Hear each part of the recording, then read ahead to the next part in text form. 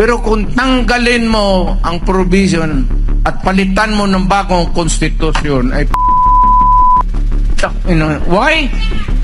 Sabihin ko sa inyo, pag wala itong konstitusyon, maghiwalay-hiwalay tayo. Maawa ka naman sa Pilipino. Ginagawa, dinig. Every president has done it except me. Kung ganoon lang pala ang ginagawa ng lahat, sana ako na ang gumawa noon. Once you start to magkakadiferensya talaga tayo. We are talking about the fundamental law of the land. It's the highest. Kaya nga, pag ito ang ginalaw mo, magkakaroon talaga tayo ng problema. Ever since, noong panahon ni Marcos, yung tatay niya, yun ang unang tao na ginagalaw yung konstitusyon. A constitution is supposed to be permanent. At least more or less ilang taon. Hindi ginagalaw yan. Ang batas, ang ordinansya ninyo sa City Council o barangay resolution or whatever, nandoon lang yan sa baba, malayo masyado ang konstitusyon. Why? Why? Sabihin ko sa inyo, pag wala itong konstitusyon, maghiwalay-hiwalay tayo. But yet, I said, I'm forced to come out. Why? Because I love my country. Period. Yan ang sinasabi ko. Huwag lang ninyong galawin ang Pilipino. Huwag lang ninyong lukuhin ang Pilipino. Wala tayong problema. But once you start to magkakadiferensya talaga tayo. Kay Maranao ka, kay Maguindanao ka, galing ka bang hulo, mayroon man dito, marami man yan silang mga muro. Tingnan mo, kamukha mo. Why? Because Malay. Malay tayo, Malay race. Kaya lang sa hulo, pumasok yung evangelist ng Islam. Dito naman sa Leyte, pumasok itong Magellan, nakialam sa ating bayan. Ang masakit nito, pumunta sila dito, ayaw ko namang and they stayed here for 400 years. Utang ina. Gaano katagal yung 400 years? Alipid tayo sa sariling bayan natin ng mga banyaga. Pagkatapos ng Espanyol, pumasok ang Amerikano. Anong ginawa nila? Yung lahat ng magagandang kahoy natin sa bukid, lahat ng minerals na nakuha nila na madali nilang hukayin, kinuha nila. Anong iniwan nila 1945? After the war, hindi man sana tayo kasali sa gera na yun. Ay, hindi yung mga Amerikano Nandiyan yung base. Kaya ngayon, kita mo kung saan-saan sila naglalagay ng harap ng China si EDCAP, basa. Alam mo, pag nagkagirap, pagputok lahat yan. Alam mo, ang China, basta ganoon lang bright yan. Ang missile na yan nakatutok na sa Pilipinas. Wala akong tao por tao, wala akong problema. Ang problema ninyo, Amerika, kayong noong mayayaman at, mighty, may mga armas, pumunta kayo dito sa Asia. Yung maliliit na kinuha ninyo, conquered and all. Yan ang history natin. Ngayon, okay lang. Binigyan tayo ng Independence Day. What? Thank you. But before I forget, pasalamatan ko, mahal ko to, alam nila, yung mga pulis na militar, maraming salamat sa inyo. Akin yan, maniwala kayo. Atin yung militar pati pulis, sa tao yan. Hindi yan nakatutok kaninong umuupo dyan sa Alam ko yan kasi galing ako sa Malacanang. Alam mo yung mga militar pati pulis, pag luko-luko ka dyan, iiwanan ka talaga. Magkudita yan. Loko na. Maka-Pilipino yan. Yang pulis inyo yan. Militar inyo yan. Huwag kayong matakot. Pag magpunta dito, wala yan. Ang iniisip yan, bayan, pati tao, pagsisilbihan nila. Inyo yan. So, mahalin ninyo ang militar, pati pulis. Mabuhay sila. So, pasalamat tayo sa serbisyo nila. Balik tayo doon sa independence. So, ganun pa man, perfect na sana. But once in a while, maganda na ang takbo. Independent Republic of the Philippines. Every now and then, we have elections. We choose the leaders sa community to run the government. Okay na yan. Pero yung si Marcos noon attempted to tinker with the Constitution. And then we had trouble.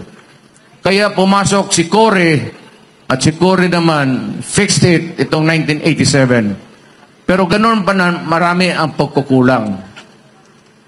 May pagka-anti kasi sa establishment eh. Hindi sa military pati police. But they were not happy with the police and the military. Dumating itong bigla na lang ito ngayon si Marcos. Hindi pa naman, in fairness to him, hindi pa naman nag-uumpisa, pero may plano sila ng tsa-tsa. Change the Constitution again. Huwag mong pakialaman yung Constitution kasi that is good for 10 to 15 years. Unchanging yan. Kaya lang kinakalkal mo, and every time yung tatay, pati ngayon itong anak, si Ferdinand Jr., gustong baguhin. Alam mo itong Constitution, dala ko. Kapal na itong Constitution na ito. Oh, ilang pages yan. Alam mo gusto nila pakialaman? Ha? Ito bang tsa-tsa? Bakit ang tsa-tsa? Bakit? Bago lang itong Constitution. Why tsa-tsa? What's the matter about our... Anong probinsya mo? Wala. Perfect itong Constitution natin. Ngayon, may isang page lang sila. This is Article 7 of the Section 4 of the Constitution.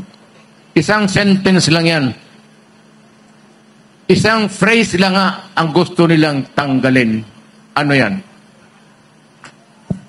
The President and the Vice President shall be elected by direct vote of the people for a term of 6 years, which shall begin at noon on the 30th day of June next following the day of the election, and shall end at noon of the same day 6 years thereafter. 6 years. One term, 6 years. The President shall not be, the President shall not be eligible for any re-election. Kaya dito si Marcos, hindi na talaga siya pwede. Kaya gusto niyang baguhin ang Constitution. Ito lang putang inang sentence na to. Para lang makatakbo uli.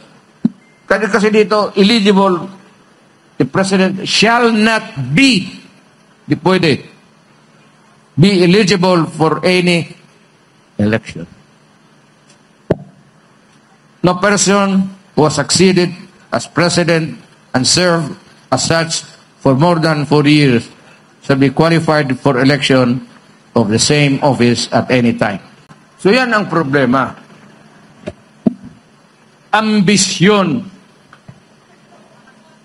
wala akong problema sana kung walang prohibition. Pero kung tanggalin mo ang prohibition at palitan mo ng bagong konstitusyon, ay maawa ka naman sa Pilipino. Ginagawa, every president has done it except me. Yung dumaan ng presidente, gusto talaga kalkalin yung konstitusyon. Gustong baguhin para eligible for another election or re-election. But sino ba ang nasabi sa iyo magandang lalaki ka na enjoy ang mga taong bayan manood sa iyo for 12 years? Gusto ng tao 6 years lang. Tama yan. Tama yan. Ako for 6 years, bumaba ako. Ngayon, kung ganoon lang pala ang ginagawa ng lahat, eh sana ako na ang gumawa noon. At least ako abogado, hindi naman ako bright masyado, pero may alam ako. Ito, second year. Walang... Si Marcos ba? I will not pass judgment kung anong ginawa niya. Pero para sa akin, anuman ang nagawa mo, anong klaseng diskarte ang pinakita mo sa Pilipinas, wala na ako masasabihin dyan. Ayaw ko nang mag-ano sa iyo. Yung qualification lang. Kasi, siyempre. Pero kung anong nagawa mo, kabutihan o kasamaan, hindi ko na pag-usapan. Ayaw ko. Kasi dumaan rin akong pagka-presidente. Kaya ako wala akong bongbong.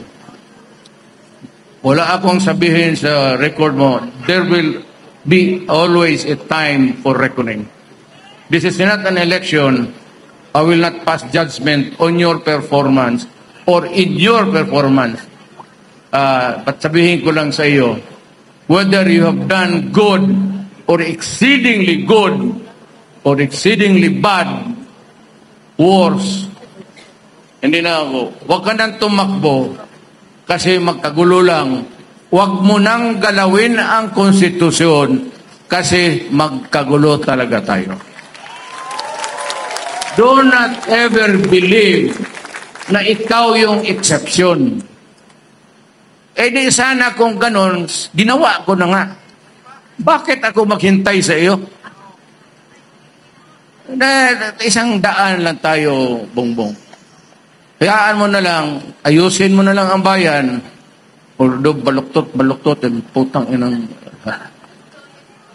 hayaan mo na. Umalis ka na dyan. Tapos mamili tayo ng, could be Waray, it could be Ilonggo, or basta Pilipino. At may eleksyon. Wala akong, it could be a Yakan, it could be a Moro. Bahala na, basta gusto ng Pilipino. Total Pilipino rin yan. So, Bongbong Marcos, wag kang, ako, advice. Hindi naman kita iniinsulto, pero yung para sa akin, yung performance mo is or was until now and still is a dismal failure. Wala kang basta ikaw lang dyan sa itaas, puro ka English. Lumaki kasi sa Amerika, so maganda yung English mo kaysa akin. So wag kayong pumasok sa tsa-tsa at wag kayong pumayag. Kasi pag ginalaw yan, wala nang katapusan because they will open the Constitution. Ayan yung Constitution. Republic of the Philippines. 1987 Constitution of the Republic of the Philippines. Preamble. We, the sovereign Filipino people, imploring the aid of Almighty God in order to build a just and humane society and establish a government that shall embody our ideals and aspirations, promote the common good, conserve and develop our patrimony para lang sa atin. Huwag ibigin nyo kayo sa and to secure to ourselves and our posterity sa mga anak natin for future generation the blessings of independence and democracy under the rule of law and a regime of truth, justice, freedom, love, equality, and peace, do ordain and promulgate this Constitution. Yan ang basic principle. Ang una dyan is itong Bill of Rights. Itong Bill of Rights, alam mo, ang sunod yan, sunod na chapter, President, Congress. Sunod na chapter niyan, Presidente. Sunod ang Korte.